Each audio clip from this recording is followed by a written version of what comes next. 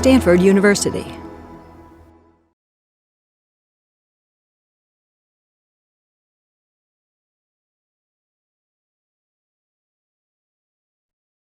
Welcome. Welcome to Stanford Medicine's Contemplation by Design Summit. I'm Dr. Tia Rich, the founder and director of Contemplation by Design. It is my great honor to welcome our speaker, Dr. Tawni Tidwell.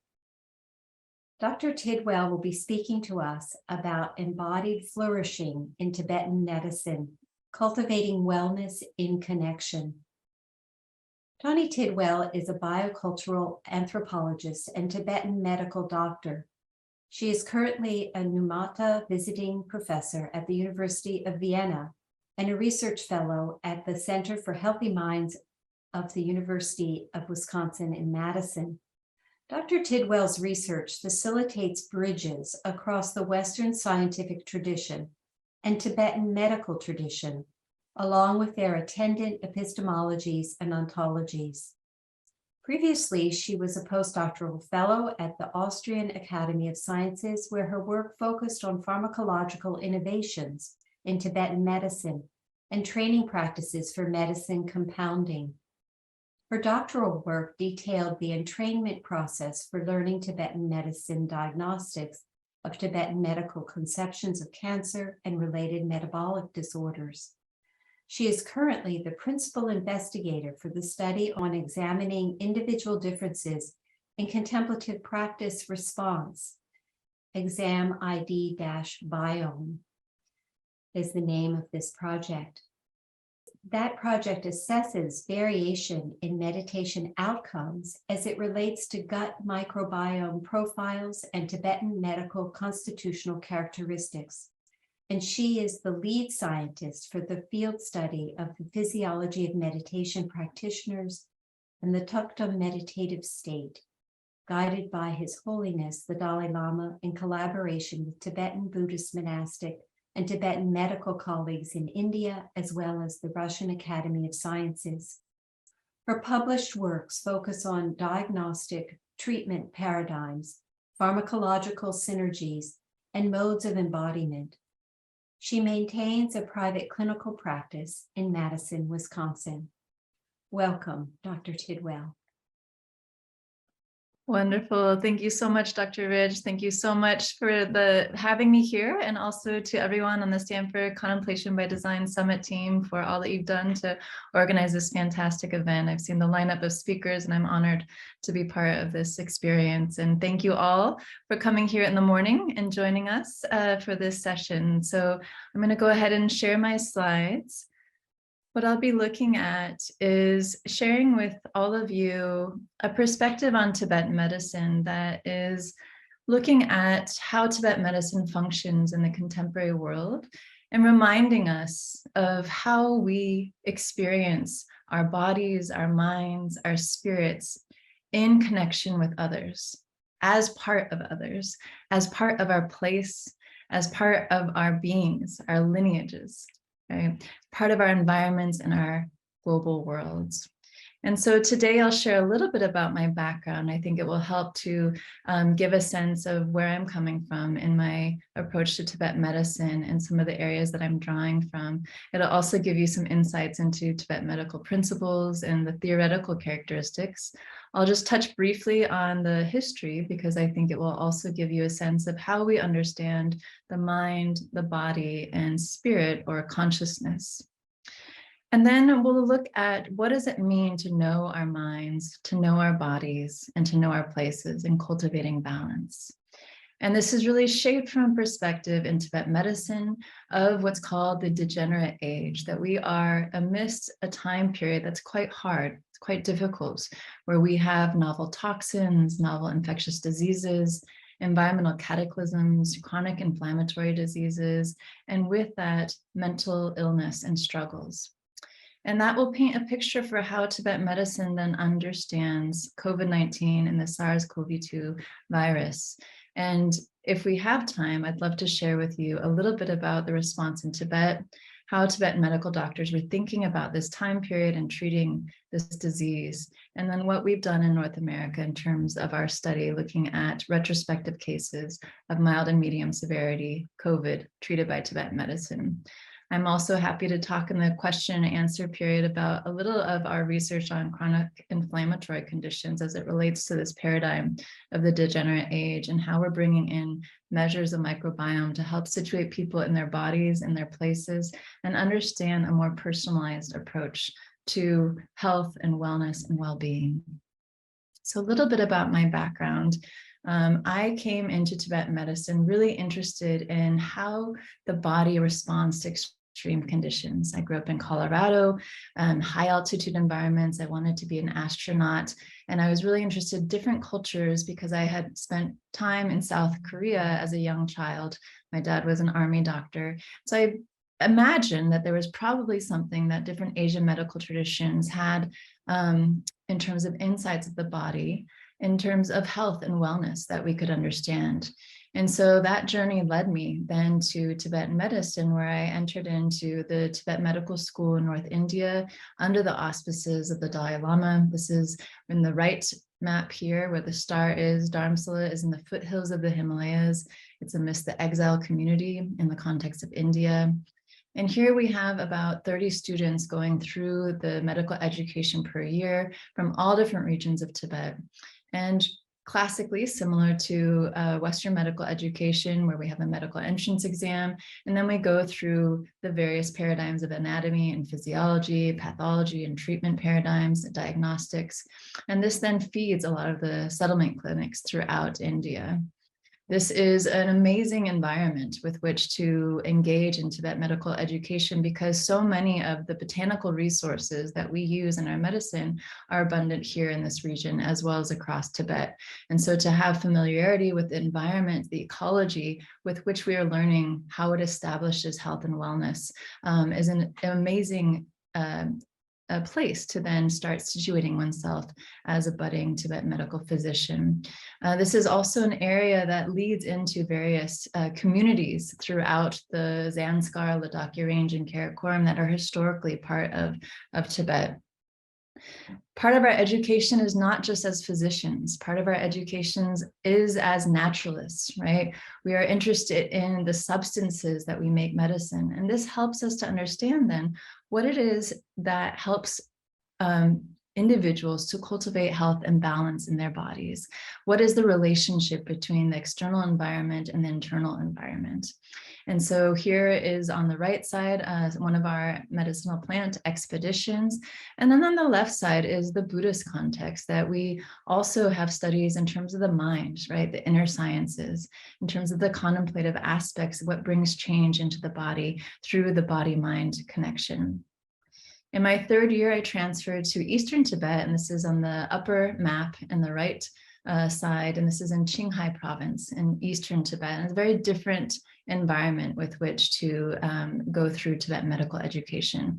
This area is quite diverse. It has 2 million residents. It has Han and Chinese Muslim population. It's also very diverse in terms of the religious significance, both to Muslims and to Buddhists. And it's a very high altitude, cold, semi-arid climate. And so we see this also shedding light into how Tibetan medicine has gained the knowledge it has about the body, about the mind, about the spirit, because of its location on the Silk Road, that this Heishi corridor fed into the northern part of Tibet, but also in the southern regions. And we'll see that in just a minute.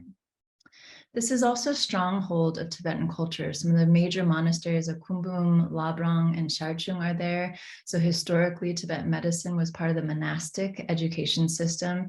We have a great perspective on different arts that are related to Tibetan medicine as well.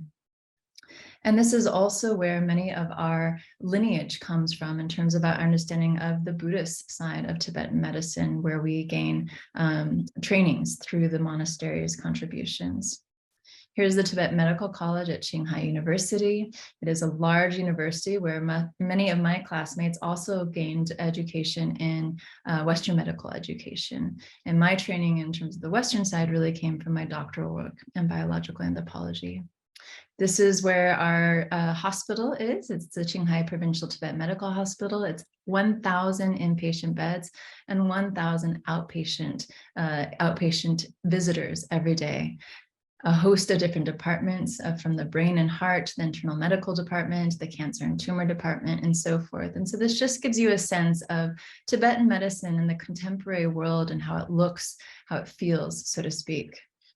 We are all mentored by our elderly physician, Aquanima, who just passed this past year. He was in his late 80s, and he helps to train all of the incoming physicians in diagnostics, also in recognizing the substances and starting to gain familiarity with the natural world. This is the gastroenterology department where I did most of my internship and residency. And this is some images of the diagnostics. So using our senses such that we as physicians are embodied diagnostic instruments that through looking at pulse, looking at urine, and looking at the body's habitus, right, the tongue, we can see some of these imbalances that we're going to be talking about today. Our treatment uses a wide variety of different modalities. We use diet and behavior, so lifestyle changes, right, to the individual and to the patients, a wide materia medica that comprises our pharmacology and our medicine, and then various external therapies. These external therapies come from massage, called kunye, to cupping, needle therapy, moxibustion, and formerly also various surgical techniques. Our medicine sometimes has up to 150 different ingredients that we gather across the plateau. Many of these are endemic species to the plateau that are hand gathered that make various different types of medicines, from tinctures to decoctions, powders, pills, salves, and so forth. So this just gives you a sense of Tibetan medicine on the plateau as well as in the exile community in North India, and just wanting to give you guys an image of what it looks like in the contemporary sense. So when we look at the historical roots of Tibetan medicine, it's a really syncretic medical system. It comes from all these different regions that were adjacent to the Tibetan plateau, from the pre-Buddhist Bön tradition that came in from the western part of Tibet, through the Indic Vedic and the Buddhist resources that were then transmitted in terms of the various texts and practices that were coming in through the transmission of Buddhism throughout all of Asia. We see a large influence from the Arabic and Persian traditions coming in, also from Western Tibet and the Kashmiri context of pre-Islamic medicine. Even as far as Greece, looking at many of the various texts that were brought in and translated then into Tibet. Some of our Chinese Islamic communities, the Uyghurs, the Mongolian communities as well contributed their texts and practices, and then also the area of Dolpo. So all of these various medical traditions, if you think about this time period, right, coming into Tibet, it wasn't necessarily different medical traditions, but actually medicine as a full knowledge of the body, of the mind, and of the spirit. And we see that this tradition has syncretism also and shares intellectual roots with those that fed into and developed Ayurveda. We see that many of the physicians in the early Ayurvedic period were actually rejecting a lot of the highly ritualized components of that Vedic period and looking at more empiricism, looking at how we understand the body, how we understand the mind, and investigating that. And those then became what are part of the Ayurvedic canon as well as the Buddhist canon. We see much of the early history of Tibetan medicine coming from military medical manuals and some of the endemic healing techniques. And that was also part of this exchange that was happening at that time. Various family lineages were propagating their knowledge from the influences from Persia, from Southeast Asia, also in China. And then finally, in the 12th century, the Tibetan medical canon was formalized. And so this is really the foundation that we use for our understanding of what is the definition of the body. How do we understand the body? How do we understand the mind? And how do we implement that in contemporary medical practice? We see, especially in the 14th through the 18th century, the time of the great fifth Dalai Lama in the 17th century, this kind of golden age where many of the influences early on in Tibetan medical history were start contributing also their contemplative and yogic practices. We see the first medical college formed as well. And then the first secular medical college at Lhasa Mensikang. And then through the 21st century, where Tibetan medicine was almost destroyed, we see coming in really only in the last 2 decades, this repair, renewal, and resurgence, kind of a renaissance, if you will, of Tibetan medicine, both in exile and in Tibet. And that's the perspective that I'm really interested in sharing with all of you today. So this is the contemporary scope of Tibetan medicine, the principal regions where it's practiced all across India, Nepal, Bhutan, up into Arunachal Pradesh, Tibetan regions of China, Mongolia, and up into Russia. And you see way out on the left, this is Kalmykia as well.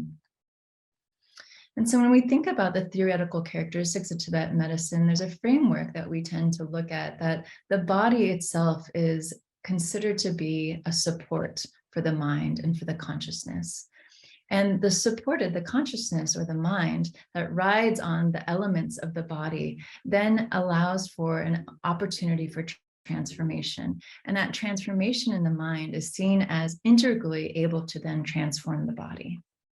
And so when we think about the aims of Tibetan medicine, it's not just to extend life and not just the absence of disease, but it's really about well-being, of flourishing, to then enact certain kinds of purposes in one's life, that one is able to then benefit others. One is able to bring abundance and happiness, not only to oneself, but to those in one's life, to those in one's community, to those in one's world. And that this idea of health, or the healthy being, is really an interconnected being, that one's well-being, one's flourishing intimately and integrally relates then to the ability for others to flourish. And we'll talk about how that works in just a minute. So looking at the Tibetan medical view of the body, mind, and consciousness, we start first with really rooting this in a form of embodiment that is related to the 5 elements. And so the 5 elements are not necessarily the physical forms of these elements of earth, water, wind, fire, and space, but literally they are principles of matter and energy. Earth being the solidity and stability of the body, water being cohesion and fluidity, wind being the motility of the movement, fire, maturation, heat, and then space, this interactive context that then allows for the body to form in conception and development, and then propagate through the life course. And these principles of materiality and energy also then shape our understanding of the natural world, of all the substances that we engage with in our living space and experience. So the foods that we eat, the medicines that we imbibe, how the seasons interact, our behaviors, right, also take on these principles of interaction. And so I'd like to invite you all to think about how these feel as emotions, feel as physical substances, pathways, and trajectories in the body as we move together through the theoretical characteristics of Tibetan medicine. And we can think about that the initial ovum and the initial semen from the mother and father's contribution that provides this material contribution from our lineages, right, interact with that consciousness and our past karma, and then form into our being. And that these aspects also provide a shaping, a sculpting of our experience, so that their experience, their memories, their bodies are actually contributing to our experience and body in this lifetime, and that our relationships, our experiences will then propagate into the next lifetime as well. And so when we think about establishing health and wellness, it's through all these interconnections of our current lifetime, but also our past and our future lifetimes in order to establish health and well-being. So this is the Tibetan medical tanka of embryology, and this comes in from the very, very first weeks of conception, even from the initial synergism of the ovum and the semen, and all the way to birth. And part of why I'm showing this to you is to really kind of remind us of our developmental context, that also this early developmental environment through the mother's womb, from the very initial moment that we hit the uterine wall and implant, right, that we are experiencing our material form being shaped by these previous influences, both material and energetic, and as well moving into our full development throughout the life course. So when we think about these elements, it's important to also think about every substance has all aspects of these elements. So we think about a glass of water, in a glass of water, similar to what we might think about in terms of the periodic table of elements from the Western perspective, have different properties, right? And so for the Tibetan perspective on the elements, that we would see water actually having aspects of earth, right? A solidity in terms of the atomic materiality, the water, the cohesion, right? In terms of the interactions between molecules, the ability of motion, right? Of the atoms themselves moving and creating this interactive capacity. And then the actual vibrations creating that heat, and the interactive context being actually the major component of water as well. And so all of these elements, all of these dynamics are present within the space of water itself.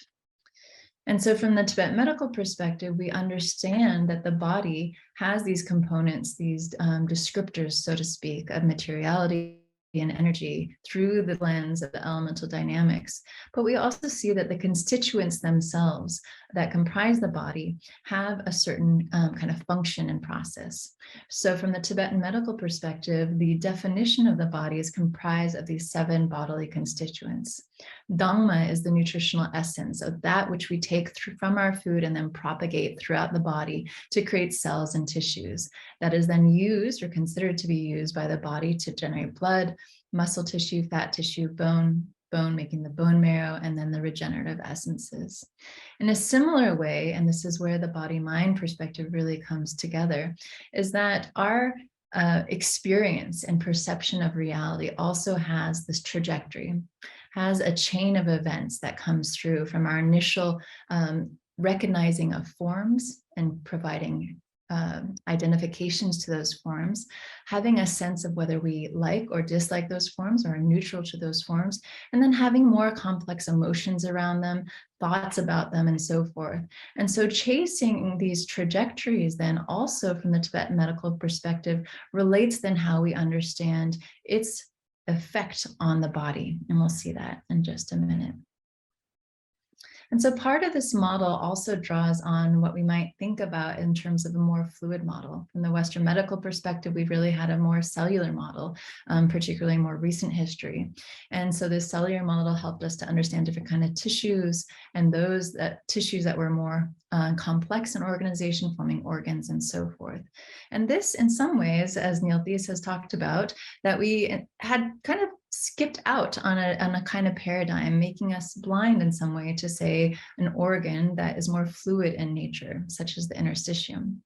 From the Tibetan medical perspective, this allows us now, when we have these paradigm shifts in different knowledge traditions with which we're engaged in conversation, allows for some synergy in terms of discussions and perspective sharing about the body.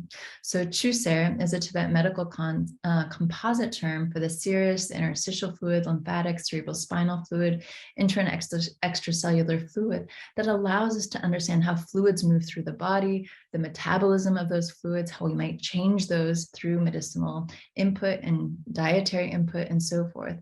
And that those fluids also respond, right? Are affected and transformed through also cognitive affective engagements with them as well.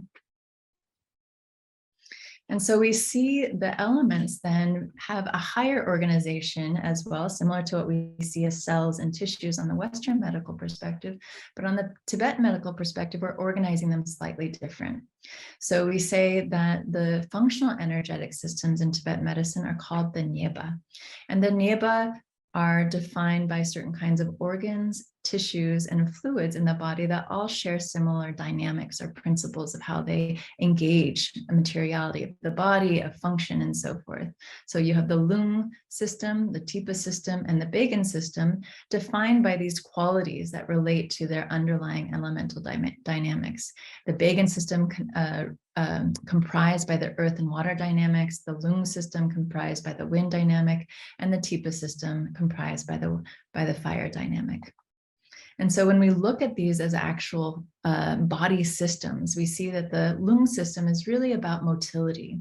It's about all signaling in the body, You can think about it as the nervous system and the neuroendocrine system, shaping the way aspects of the body get mobilized and communicated throughout all organs, tissues, and functions. Tipa is about digestion, about metabolism, blood generation, the liver gallbladder function, thermoregulation, heat production, as well as the integumentary system, our skin, our protective barriers, our epithelial tissues.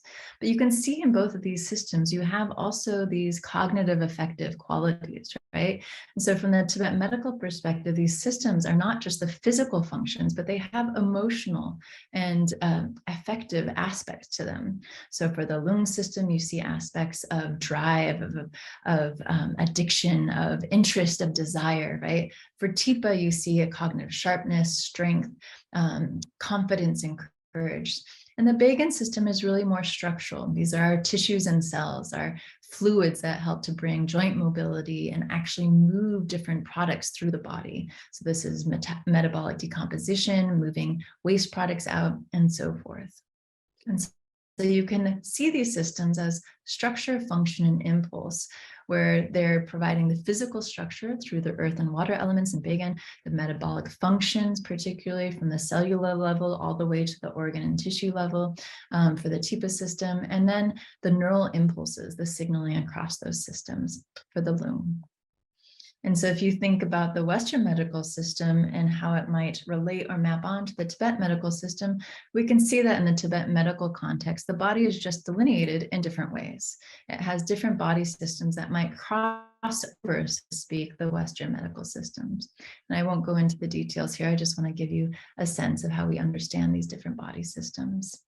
And this is how we illustrate them on the traditional Tibet medical tankas of the different systems to help physicians also as they're learning in medical education to understand their functions and have an accessible way to diagram them. So relevant to our conversation, especially today, are the 5 subtypes of lung, so the wind system. And so we can think about the life-sustaining lung really representing the central nervous system, providing orientation, providing a lot of the autonomic functions of the body. The upward ascending lung or wind system allows for production of speech, for swallowing and sneezing.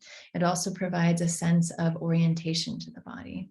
The all-pervasive lung, situated at the heart, is really responsible for all body movement. It generates also the lung, the minor and miscellaneous lung aspects throughout the body for animation and for all body functions. The fire accompanying lung is located at the gut and allows for digestion to take nutrition and propagate it through the system. And the downward voiding lung is really at the pelvic area, looking for excretion, expulsion, also related to childbirth and menstrual cleansing as well. And so we can map those on, so to speak, in terms of our Western medical perspective, if we were to think about these different body systems actually just providing similar functions, but broken up in different ways. And here is a diagram, not to go through it in detail, but just to give you a sense that there's different understandings of the body from the Tibetan medical perspective as well. So we think about knowing mind, body, and place and cultivating balance. Part of understanding this anatomy of the body helps us to understand how different emotions are connected to different systems and how they're affected also by our environment, by our sociocultural relationships, and also by how we engage and relate to all those systems. And so we can think about these also patterning over our life course. Again, we talked about previous lifetimes and future lifetimes, but also coming in from our developmental context. And so the ecobiocultural model of embodiment coming from anthropology provides a context that really is similar to Tibetan medicine, that the various imprinting that we go through in terms of our life course, in terms of culture, our beliefs, values, meanings, and models, the ecological aspects of how we engage those through different behaviors and practices, the materiality of our setting, allows for a niche that allows for our individual then to be expressed in that way, right? And so from the Tibetan medical perspective, this allows us to then understand a particular kind of individual that has physical characteristics, mental characteristics, and behavioral characteristics that we call a constitution. And this constitution is individualized. It allows us to understand certain kinds of proclivities in terms of habits, inclinations, capacities, various risk factors for different kinds of illnesses or experiences in one's life. And it really provides this framework for nourishing health through this balance of understanding that one's individual context will relate and affect one's body and mind in different ways compared to others. And that through community engagement, then we can understand these dynamics. And this shapes one's needs and potentialities for engaging in these sociocultural, environmental, and so forth relationships. And so we can see that these initial conditions of the Constitution, these predispositions, allow for a physical context and a cognitive affective context that provide function to the body, what we call the DUA, or the functional psychophysical energy pathways. These are similar to what we just saw before. And that various dietary, behavioral, seasonal, and external influence will then shape then what we experience in terms of the long-term course, whether it's functional or dysfunctional pathways. And this provides a context then for transformation, for habits to be encoded through the life course, and so forth. And so Tibetan medicine asks then, where does our innate ability to heal come from? And how do we relate to our mind, our body, and the world around us? And in that, particularly, how do we cultivate balance, knowing that we have these individual bodies that we've engaged in this lifetime, knowing that we have different kinds of habits and programming, so to speak, from our previous lifetimes, our parental contributions, our developmental context, and the life course we've led up into this point. And how are these actually interdependent with our communities, our family units, our larger societies, right? And our planet that we share with.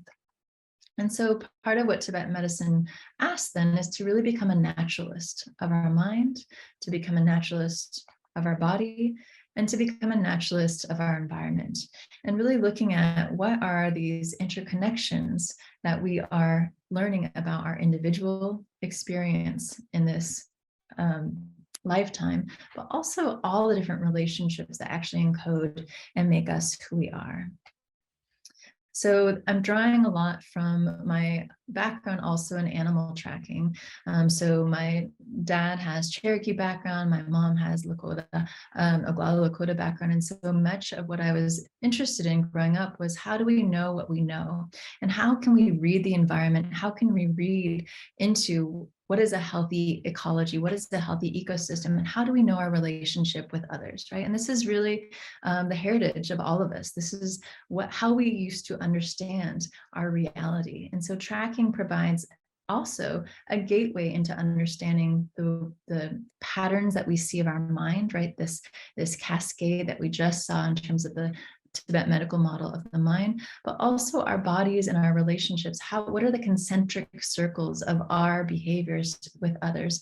How do we also have community behaviors that are affecting others and others' health?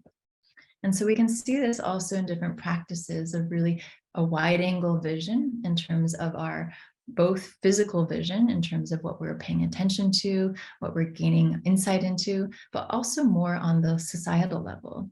We can see this also in terms of our enriched sound capture, right? That like a deer's ears, we're taking in more information. And so this is a contemplative practice that we often use also to help us remember that our senses are part of our evolutionary heritage to orient us in the world and help us understand our deep interconnection with all beings. Our heightened smell, right? That our smell and our taste actually provided an indication of our ability to gain food, our ability to recognize toxins, and so forth. And so particularly from the Tibet medical perspective, the tongue becomes an assay for us to understand the chemical profiles of the different foods and the different medicinal substances that engage different pathways in the body. And our sensitized touch. In Tibet medicine, also, we understand that our fingertips literally have a sensitivity that gain awareness over time. And through our ability to understand, our ability to gain more information than just, say, the heart rate from a pulse, or from the smoothing one's thumb, right, over the leaf course, to understand what species that is, what are the medicinal properties. And so we can engage our senses to start really gaining a perspective of what is happening in our body, what is happening in our mind, and what is happening in our place. And allowing for then our ability to be engaged with one another through our experience on this earth, through more softened tracks, to allow for our paths to actually be nourishing for one another, as well as our environments.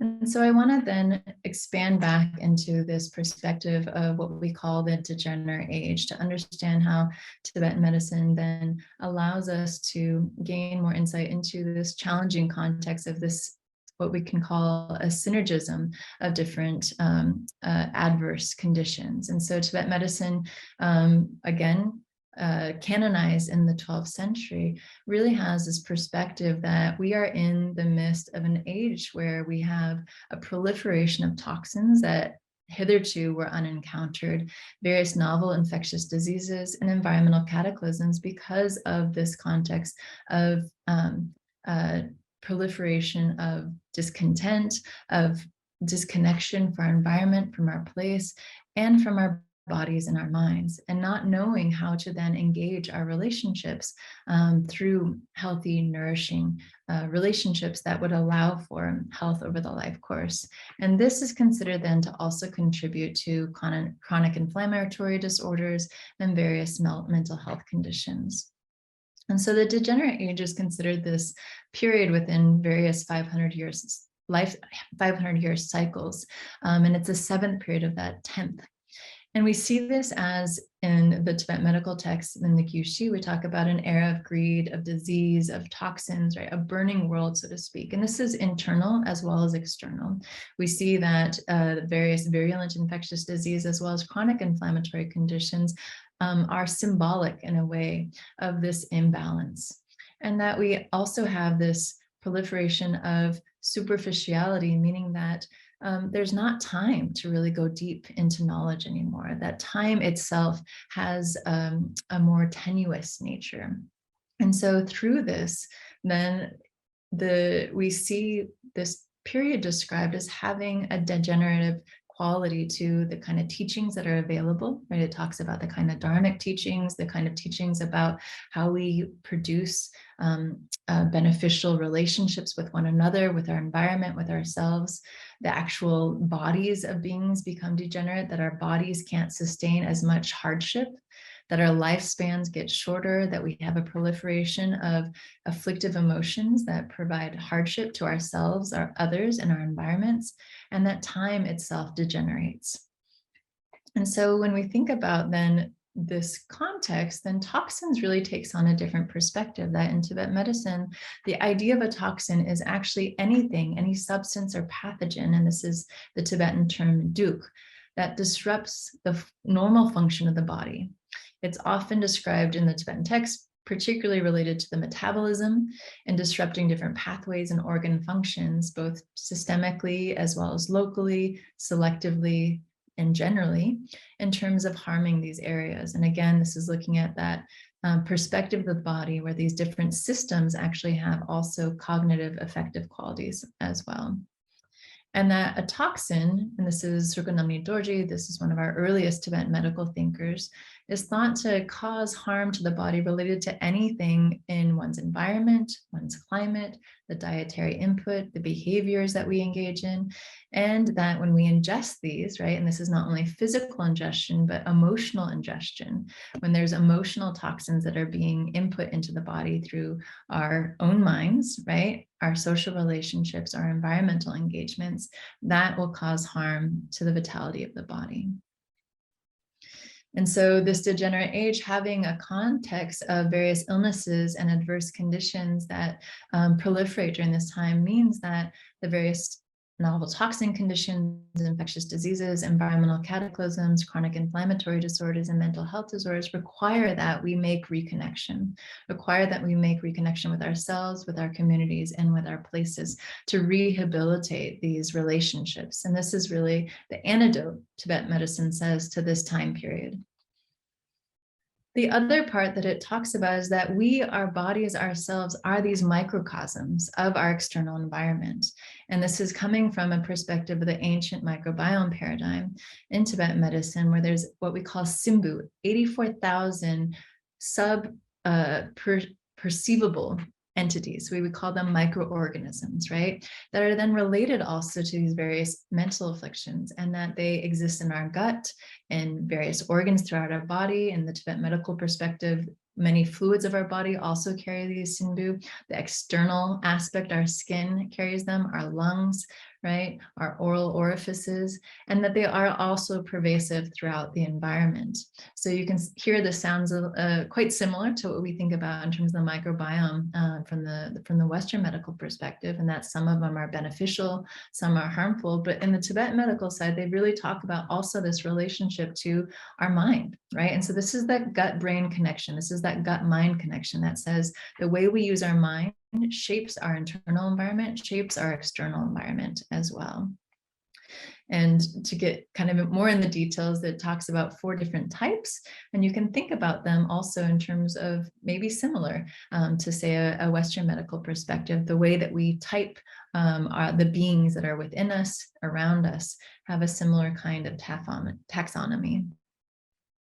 So I'm going to switch gears here in this last bit before we turn to the Q&A session, and just bring us to how we brought this perspective then to the COVID-19 context. So when we think about SARS-CoV-2 and the COVID-19 disease, much of this came from a perspective with this background of the degenerate age, thinking about that this is expected, right? That this is a time period where we would expect novel viruses to come into being, to propagate into human populations, into various animal populations that were hitherto unencountered before. And so this is a perspective that is understood. Oops, it looks like I'm not able to see so I'm gonna come out of there. There we go. I come back. This is a perspective that relates to this forewarning of this time period. And this is Dr. Khenam Gyamtso, especially in the early part of the pandemic, that said, as predicted more than 1,000 years ago, today we're encountering the prophecies of a degenerate age when hitherto unknown infectious disease, toxins, and environmental devastation suffering is occurring. And so it's time to revisit the wisdom. This is Dr. Khenam Gyamtso speaking to a lot of the medical physicians in the medical field of our medical canon, and really cultivate the practices so critical at this time: compassion, wisdom, and the wish for all to be relieved from suffering. And this is really speaking also to mental and physical suffering. And a similar perspective was shared by also Dr. Lobsang Tundup and Dr. Tashi Rupton early in the pandemic, that the root of these epidemics they described is greed, right? This insatiable desire, and this is what they were referring to eat varieties of food that we should not eat, to kill animals mindlessly, destroy the environment for personal gain, a mass consumption, what they called insatiably. And we have created this severe imbalance in our world, and our ethics and compassion have deteriorated. So in many ways, from within the Tibetan medical community, this was the perspective of where we have gotten ourselves to, right? Through aspects of climate change and various ecological disruptions, our communities, our marginalized communities that are having to burden much of the brunt of this experience, and these challenging times together come from initial conditions that were set in motion much, much before. And so this perspective also was more openly spoken about across Tibet because of a feeling that they had more support on expressing the aspect of, say, the contemplative side, the Buddha side. And so our Center for Healthy Minds, and this is led by Dr. Richie Davidson, has done a lot of work on the effective neuroscience of meditation research and looking at longitudinal perspectives on different contemplative science.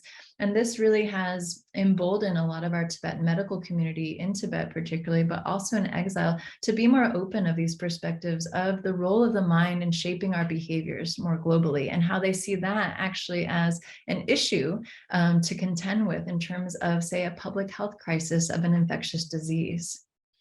We also see much more work on the pharmacological side of Tibetan medicine, whereas Tibetan physicians used to be quite shy about how much our medicine might make a difference for, say, an acute condition such as a virulent infectious condition. But now that we have much more network pharmacology and systems biology coming out, we can see that there is also a confidence that's been brought online where they're much more open to their perspective. So this is the work of Herbert Schwabel at Padma. It's a company in Switzerland that produces Tibetan medicine and works with researchers across here in Europe to look at the effects and looking at network effects in terms of different receptor engagement of our formulas, that for a different disease model, we will have the medicine actually shift its behavior right in the body in terms of also different kinds of hosts or personal ability to use the medicine. We see the bioactivity also these medicines change.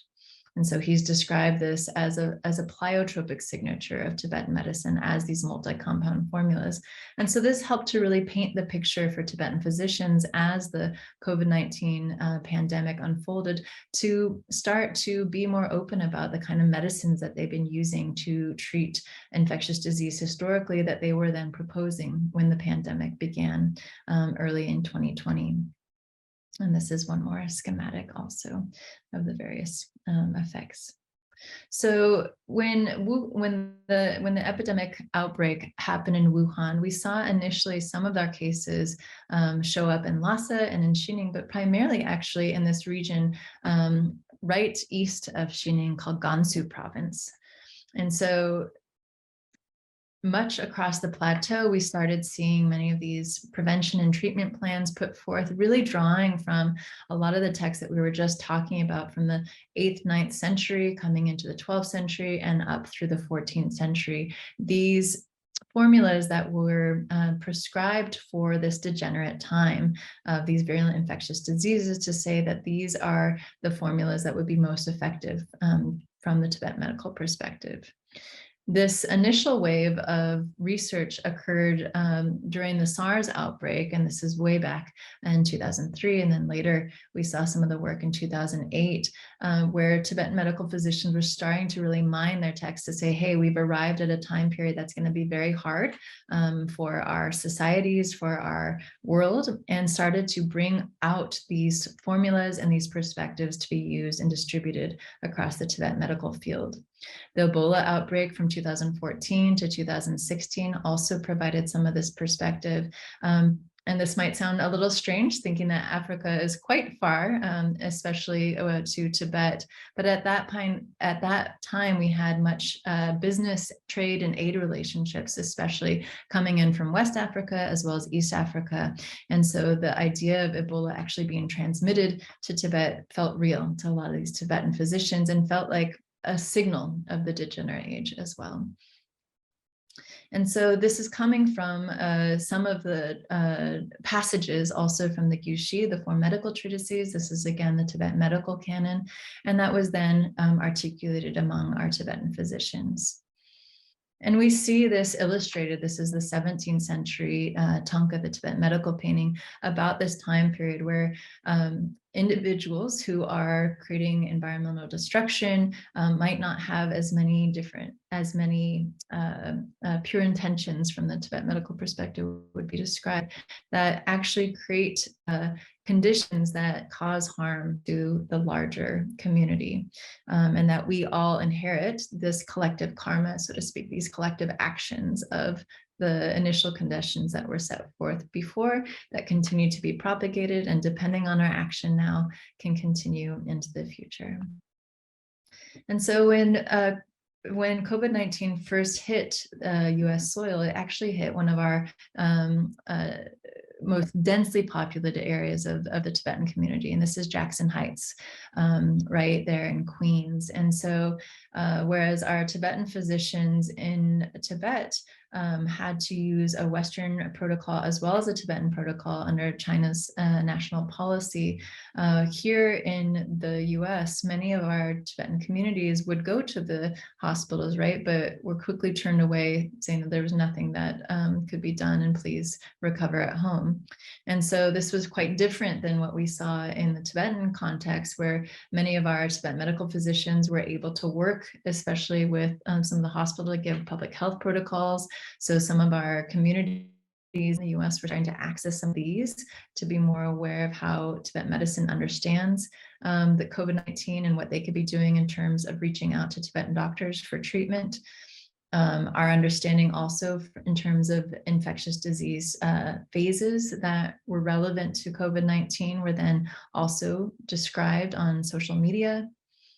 And so this is then where we saw a really different perspective on how Tibetan medicine was understood. So the various prevention and treatment plans were describing dietary and behavioral approaches, various things that folks could do in terms of preventative medicine, both medicinally as well as dietary and behavior, classic things that we saw across the world in terms of social distancing, covering one's mouth and so forth, but also working in terms of the mind, right? And the role of the mind and really caretaking one another to address the issue of social cohesion in a time period where you couldn't actually contact one another. We saw some of the old medicines coming on board, especially from these early texts being put into official protocols. And we saw also across social media these reminders of different quotes and perspectives from Tibetan masters across history about infection and about this time period of what we need to be careful about, and that this is something to be expected and how one should orient oneself in terms of one's personal health, community health, and widespread society and environmental health. And here's some more images also from the early text as well.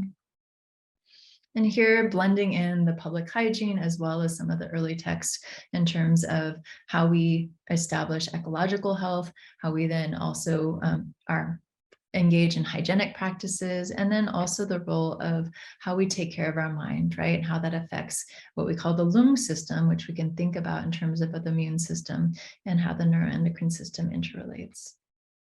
Some of our colleagues had done a lot of their education also in Western universities. This is Professor Kunjin Gyaltsen, who had his PhD at UCLA. And so this was a new time of Tibetan physicians who also had different kinds of authority in the Tibetan community, and were coming to also provide perspectives that integrated Western medical perspectives as well as Tibetan medical perspectives. And so we really see this time period also of Tibetan medicine coming from the periphery to the center and allowing for distribution of different kinds of medicine. This is in Gansei Prefecture. This is a lot of the supplies that were brought from Qinghai province and then sent into the mainstream Chinese community centers and population centers. And this particular medicine also, which relates to some of our work here at the Center for Healthy Minds, is called Datsi Marpo. And the Datsi Marpo at that time was not really understood, or that we didn't have much understanding in terms of COVID-19, in terms of the inflammatory response and the repercussions in terms of long hauler effects. But this formula particularly really does work on central nervous system inflammation. So it was interesting to see that this was one of the frontline formulas that were then sent in to mainland China. And here you see also some of the activities. Some of it was more ritualistic. We saw incense being made at these times. We saw various external aspects to be worn, as well as internal medicines here as well. And so when we think about Tibetan medicine now, whereas before, especially in the 1960s, 1970s, where it was on the brink of destruction, it really has gained a renewal and resurgence to where we now see close to a $1 billion industry. And this is work that we did here in Vienna with the Austrian Academy of Sciences, led by Stefan Kloos, to really look at how vast can Tibetan medicine really be implemented across this region. And we see here that it has played now one of the most primary roles in terms of public health, that at every administrative level, especially in Qinghai and now in the Tibetan Autonomous Region, Tibetan medical clinics actually outnumber biomedical clinics as well. So the extent and the influence of this of their actions at this time was impressive. And here we see also those results. And this is really still bringing back a perspective of Tibetan medicine made in kind of cottage industry form, right? That the formulations are still made in smaller clinics in non-commercial production that then get propagated into these regions. We see larger producers as well, but it's still these classical formulas that come back to the 12th century and earlier, and that they are really requiring these flows from this historical period and the knowledge of the environment, the knowledge of those populations and those bodies as well. And that's where in the Western world, we're also understanding different body types, different sourcing of our medicine too, which I'm happy to talk about in the Q&A too. And so we see through the lens of COVID-19, this transition from a crisis of confidence, especially early on, when you had Tibetan medicine on the brink of destruction, especially after the Cultural Revolution and thereafter, to this rehabilitation of confidence, synergizing with a lot of the work on contemplative neuroscience, on network pharmacology, and bringing in this ancient perspective, right, of the degenerate age and situating people back in their bodies, their environments, their social relationships to say, we know how we can facilitate health. We all have this kind of common sense, right? But it's helping people bring back that perspective as well. And so at the early part of the pandemic, we also saw Zhongnan Shan, China's coronavirus expert, start looking at Tibetan medicine for particular kind of herbs. And this is ephedra, mahuang, known as sejum in Tibetan. And this is because Tibetan medicine, because of its knowledge of place, right, its knowledge as naturalists of that environment, started to gain familiarity about how you work with hypoxia, right? Hypoxic conditions on the high plateau, where you have various populations coming anew, right? As well as populations that have been there for many, many, many generations. And so this is the team at the Dao and Derge County who were part of this initial response in Eastern Tibet, really celebrated for their integration of the Western medical and Tibetan medical perspectives. And although they only had about 73 cases, they were able to show a nice response across primarily of adult patients, but across various comorbidities. And the Tibetan population in this area tends to have high rates of tuberculosis, hypertension, diabetes, as well as cardiovascular disease. And they were able to show within the Tibetan medical community particularly how they varied treatment in relation to the Western medical recommendations of antivirals and steroids. And then the particular medicines that they found to be most effective were then shared across the world. And here's some of the interviews that were published. So the context of treating COVID-19 in North America is quite different, right? We don't have these big Tibetan medical hospitals. We have small clinics. This is my colleague, Dr. Yang Boomgyal at his clinic in Chicago, within an acupuncture clinic, and then in Madison, Wisconsin as well.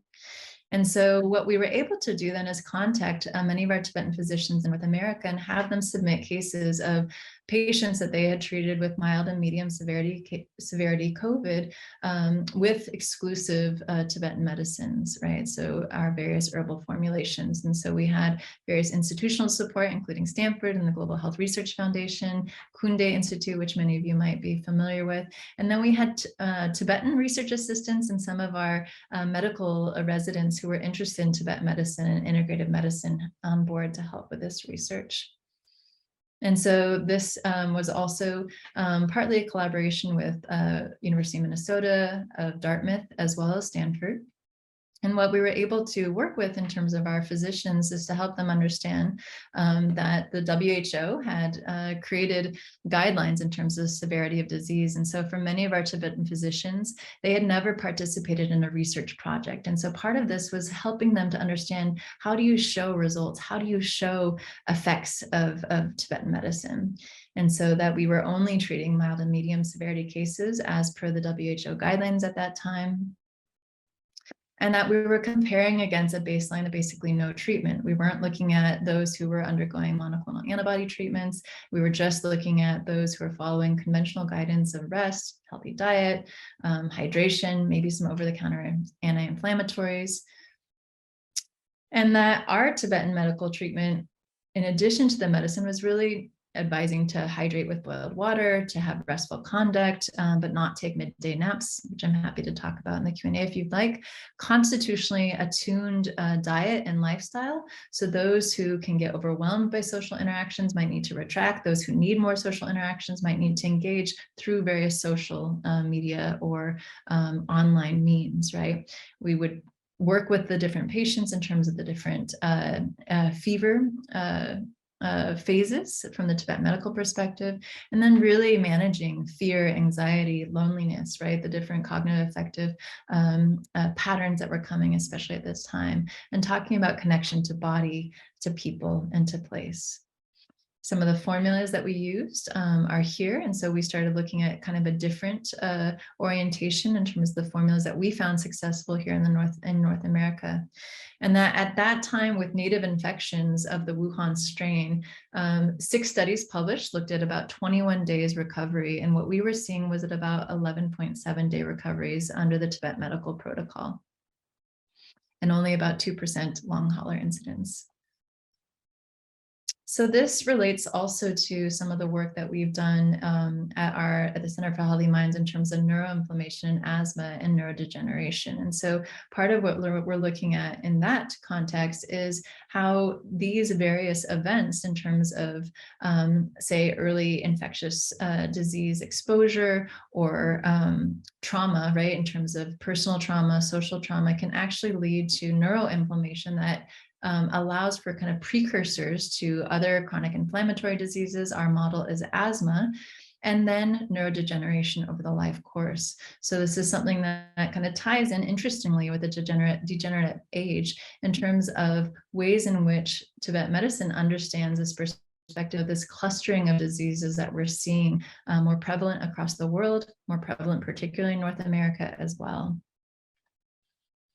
And some of the aspects that we're also using is looking at how we can understand the microbiome and these constitutions to predict what do people need over the life course. And so we're taking some of our meditation studies and looking at, can we predict responses physically and emotionally to a certain kind of meditation intervention through the use of Tibetan constitution, so personally prescribed or understood trajectories of that individual, and also their gut microbiome profiles. So I'm going to go ahead and close now. Thank you so much for your attention, and I'll go ahead and open up to the Q&A. Thank you very much. Thank you for the illuminating and inspiring talk. Your slides really helped bring so many points into focus. We have a series of questions that relate to the construct of traditional Chinese medicine as it's practiced today and Tibetan medicine as it's practiced today. And if you compare and contrast them, and whether then the same person asks about whether individuals living in bear with me, Qinghai. Qinghai, yeah, great. Seek both types of healers, and do individuals in India seek Ayurvedic and Tibetan cures? So just a question about the interface between these traditions. Wonderful. Thank you for this question. So Chinese medicine, Ayurveda share an intellectual history together. So some of the texts that then developed into traditional Chinese medicine and those that developed into Ayurveda were also translated into Tibetan, and then have been partly informing Tibetan medical tradition. So this is where some of the family lineages came out of in the early Tibetan medical historical period. And so you see a lot of synergies in terms of the concept. So you can think about the 3 doshas in terms of Ayurveda is very similar to the Nyeba. And for traditional Chinese medicine, you can think about yin, yang, and qi as similar also in terms of yin being similar to Beigan, yang being similar to Tipa, and lung, or the winds, being similar to qi. And there's various different perspectives on that as well. For some of our patients, it really depends on the condition. And so when we see an area like Repkong, which is one of the towns that has quite a bit of practitioners from both Chinese medicine and Tibetan medicine in Qinghai province, we see patients using widely both practitioners. So Chinese medicine often uses more needling therapies, acupuncture, than say Tibetan physicians, although Tibetan physicians also use various needling therapies. Tibetan physicians tend to have more complex medicine, so sometimes up to 150 different ingredients, whereas a lot of our Chinese practitioners in that region have more simplified formulas. And so depending on the condition, they might use one practitioner over another. In terms of India, we also see this kind of hybrid environment. And this is, I think, it's been exciting for me to work both in India and China and in Tibetan regions throughout China, because you get to see integrative medicine truly integrative, right? Where you see patients and practitioners all talking about the treatment together and how you can integrate different aspects of that. So we have Ayurveda practitioners working together on a patient with Tibetan physicians. You see different symposiums where, say, pulse diagnosis is still really robust in Tibetan medicine, but in some ways, in many Ayurvedic circles, is not as prolifically practiced. And so we see tutorials and sharing of knowledge across these systems as well. In the US context, many of our patients will make use of different modalities as well, but are usually doing so on their own. We have less of an integrated community, right? And so this is, I'm sure many of you are aware of, that a lot of our more biomedical side doesn't necessarily have much awareness of the complementary alternative medical side, although that's changing in many exciting ways. And so the patient themselves is going to the different practitioners and kind of integrating on their own. So did I answer all the questions? Great, thank you. Yes, and then building on that, you spoke about, let me look at the notes here, of how we know what we know, and the perspective on what the body is. Great. Within that excellent emphasis on those points, would you speak to the reality that we live in this rich time where we have the option to become informed about a lot of different methods that then can be treated as an a la carte item that you might put onto your tray, but you may not have any knowledge of the whole context in which that a la carte item originated. And what is your contribution in this moment in terms of the relative importance of understanding the coherence around a method versus the Western scientific univariate inclination to just say, well, let's isolate the method and just see its effectiveness? Wonderful question. Thank you so much, Tia. So I tend to be more of a traditionalist. Maybe you would infer that. Part of the reason for that is these traditions created kind of whole packages, right? Whole perspectives and paradigms with which they apply to the body. And so part of what we see in our work at Center for Healthy Minds is that, say, when you secularize contemplative practices, you're missing out on a lot of aspects of the way the tradition enacts these practices. And so one of the concerns that we've had is that in the West, we see these contemplative practices really individual focused, right? That you need to fix your mind and not necessarily focus on the community practice or the engagement with those, how those practices get enacted through ritual, through different kinds of visualization, for example, the kind of purpose that is the paradigm with which a person engages those kind of practices, that and many times we're thinking about just the health aspects, but that changes then the outcomes. And so I think there's ways that we can use science to really understand and unpack some of those mechanisms, but some of them are really systemic, right? That it's hard to isolate one part and understand how that one part is working when there's many variables still that they are entangled with, right, in their natural setting. So I think that we have a challenge at this time where people are overwhelmed with choices in terms of what they can do for their health, for their wellness, and we'll kind of bring all these pieces together. But I think as much as we can offer systems that provide an entire perspective so that patients can kind of come into that fold and understand what is the experience of, say, diet, lifestyle, medicine, and external therapies from the Tibet medical perspective. What does that feel like in the Chinese medical perspective? And what does that feel like, say, in Ayurveda and all these other traditions around the world, in our own Euro-American biomedical tradition, right? And then to see kind of what you gain and what you lose from these different perspectives. You can still synergize and synthesize them, and we see that happening kind of around the world.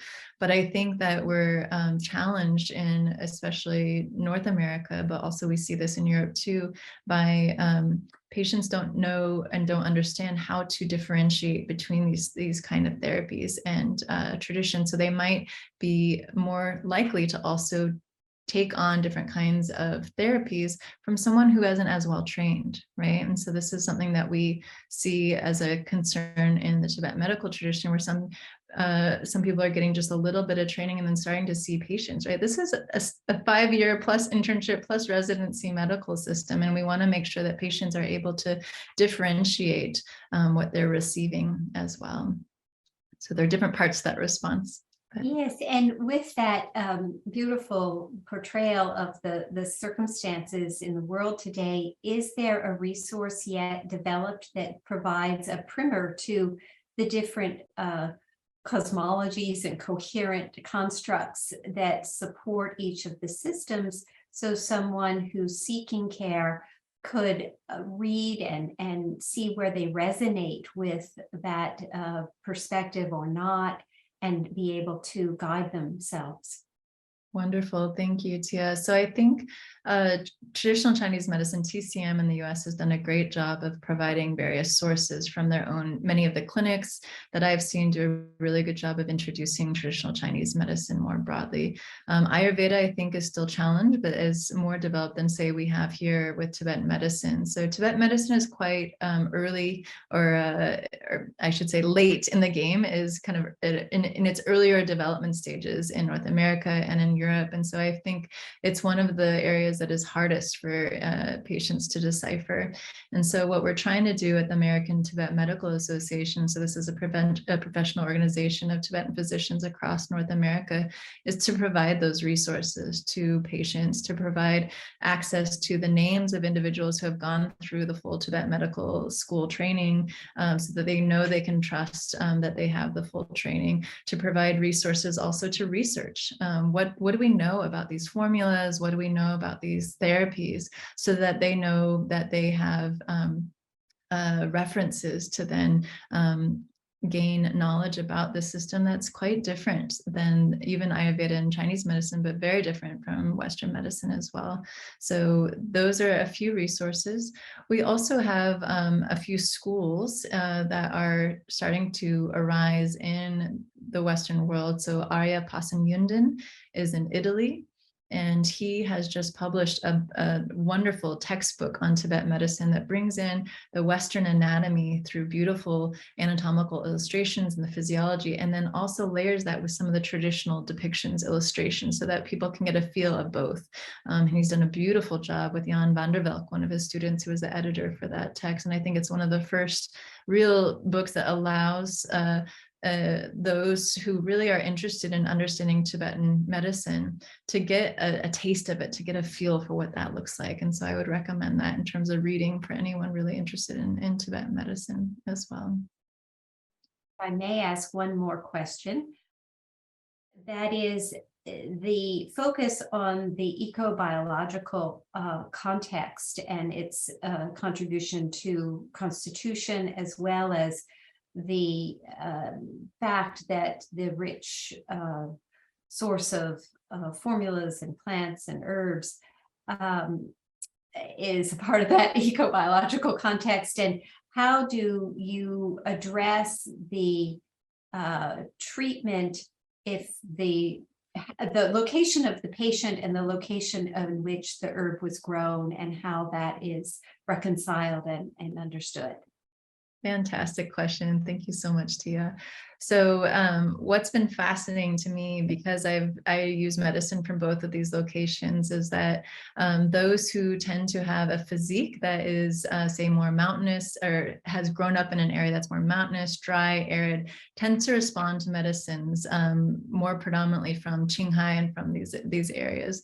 Those who come from more kind of tropical areas and environments, origins, really respond more to my medicines that come from India, which I find fascinating because they're theoretically the same species and the same formulas, right? But I've started to give different patients different formulas depending on their constitution, depending on where they're coming from as well, because of these differences that I've been able to see. Now, I only have those two origins. We haven't started really making Tibetan medicine extensively in North America, but many of us in the Tibetan medical field are talking about how can we start sourcing some of our materials from North America, from Latin America as well, so that we can really, one, have more sustainability in terms of our medicine, but also be able to cultivate some of these relationships, because we've grown up in areas where our body has become ecologically tuned to these environments. I think we move around all the world these days. We have a very global population. So some people's bodies are not as attuned to where they came from because they've moved around a lot. But for those who are coming from a lifetime in one area, often you do see their responsivity to these species or these kinds of botanicals and minerals that come from their area of origin, which I find quite fascinating. We've come to our designated time, and it's so evident how rich your knowledge and the depth and breadth of it is. And we thank you, Dr. Tidwell, for bringing the wisdom of the past into a integration into the present to meet the needs of this moment. Thank you very much. Thank you. Thank you, Dr. Rich, and thank you to Stanford Contemplation by Design team. It's been a pleasure to spend this time with you, and thank you all for also being here with us this morning. Be well. Thank you.